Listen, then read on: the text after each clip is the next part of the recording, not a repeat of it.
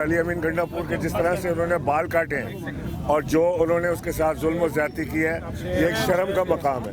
میں کہنا چاہتا ہوں کہ تم بال کاٹو، ہم مونچھ کاٹیں گے انشاءاللہ۔ ابھی ہم نے اپنی شکارپور کی تنظیم سے کہا ہے کہ اسے ریسیو کریں۔ اور ہمارے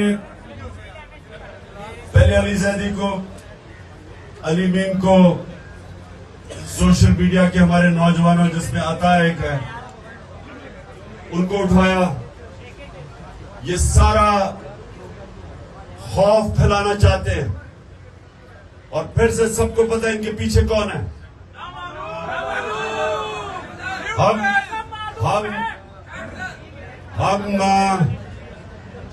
پہلے تو علی مین کو میں داد دیتا ہوں، دلیر آدمی ہے،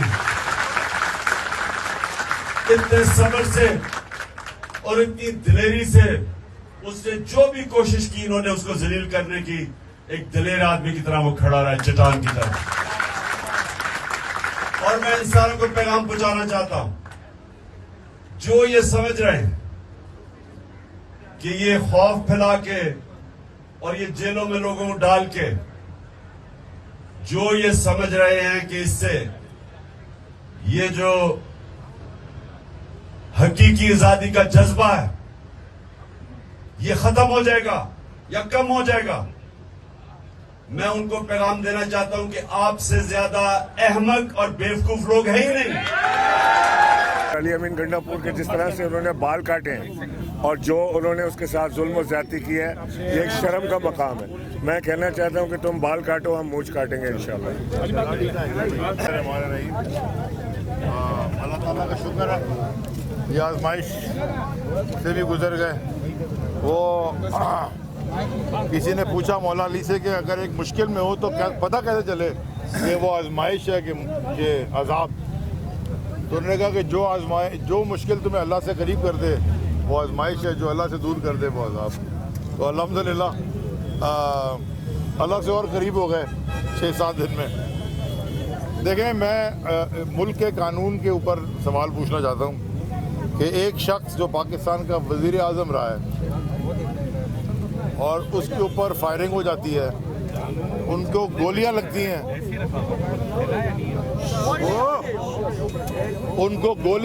ہیں، اور وہ ایف آئی آر نہیں کٹا سکتے اپنی مرضی کی۔ ان کو ایف آئی آر کٹانے میں مشکل ہوتی ہے خان صاحب کو۔ اور دوسری طرف ایک شخص جس سے میں زندگی میں کبھی نہیں ملا، وہ ایک جعلی ایگریمنٹ بناتا ہے، اس پہ جعلی دستخط کرتا ہے اور اس دن سگنیچر کرتا ہے جس دن میں ملک میں ہی نہیں ہوں موجود۔ 10 سال پہلے 2013 میں، وہ 2023 میں ایف آئی آر کاٹ کے ایک سٹنگ ایم این اے کو اٹھا کے لے گئے۔ کریڈیبلٹی کو کہ عمران خان کے ساتھ جو لوگ چلتے ہیں ان کی انٹیگریٹی یا کریڈیبلٹی پہ ڈاؤٹ ہے، تو اللہ نے الٹا اور ہی کریڈیبل کر دیا۔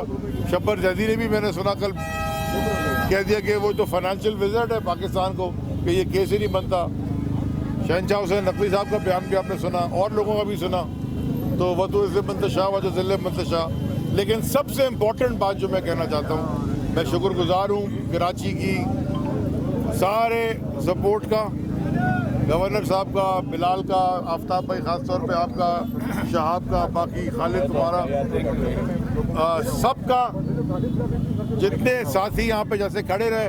مجھے 1 منٹ بھی کبھی نہیں لگا کہ میں اکیلا ہوں، نہ میری فیملی کو کبھی لگا کہ وہ اکیلے ہیں۔ تو یہ پی ٹی آئی کی فیملی کی میں دل سے شکر گزار ہوں، اور وہ کہتے ہیں انگریزی میں آئی ایم ہمبلڈ، جتنی اوقات نہیں ہے اتنی اللہ نے عزت دی۔